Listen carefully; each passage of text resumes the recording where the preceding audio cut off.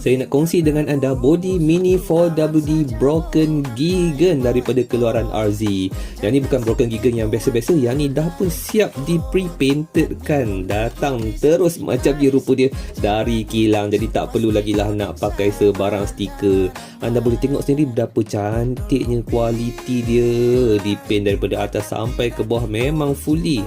Memang tak ada bahagian-bahagian yang dipakai stiker langsung. So untuk harga dia saya dapat dalam lebih kurang boleh kata bawah RM50. Anda boleh cari link Shopee yang sertakan penjeruangan dekat atas ni.